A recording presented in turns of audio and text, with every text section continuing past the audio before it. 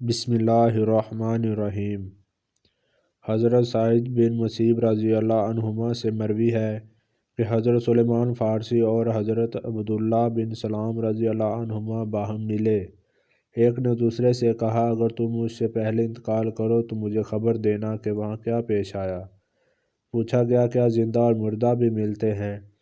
فرمایا، ہاں، مسلمانوں کی روحیں تو جنت میں ہوتی ہیں، انہیں اختیار ہوتا ہے جہاں چاہیں جائیں۔ حضرت عبداللہ بن عمرو رضی اللہ عنہ کا فرمان ہے کہ دنیا مومن کا قید خانہ ہے اور کافر کی جنت۔ جب مسلمان مرتا ہے اس کی راہ کھول دی جاتی ہے، جہاں چاہے جائے۔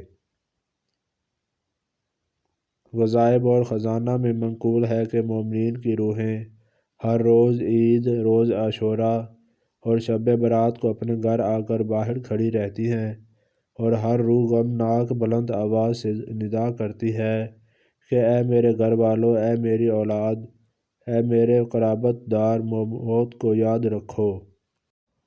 ابن عباس رضی اللہ تعالیٰ عنہما سے روایت ہے، جب عید یا جمعہ یا عاشوراء کا دن یا شب برات ہوتی ہے، اموات کی روحیں آ کر اپنے گھروں کے دروازوں پر کھڑی ہوتی اور کہتی ہیں، ہے کوئی کہ ہمیں یاد کرے، ہے کوئی کہ ہم پر ترس کھائے، ہے کوئی کہ ہماری غربت کی یاد دلائے۔ میت کے دنیا سے جانے کے بعد 7 دن تک اس کی طرف سے صدقہ کرنا مستحب ہے۔ میت کی طرف سے صدقہ اس لیے نفع بخش ہوتا ہے، اس میں اہل علم کا کوئی اختلاف نہیں۔ اس بارے میں صحیح حدیثیں اور وارد ہیں، خصوصاً پانی صدقہ کرنے کے بارے میں، اور بعض علماء کا قول ہے کہ میت کو صرف صدقہ اور دعا کا ثواب پہنچتا ہے، اور بعض روایات میں آیا ہے کہ روح شب برات کو اپنے گھر آتی ہے اور انتظار کرتی ہے کہ اس کی طرف سے صدقہ کرتے ہیں یا نہیں۔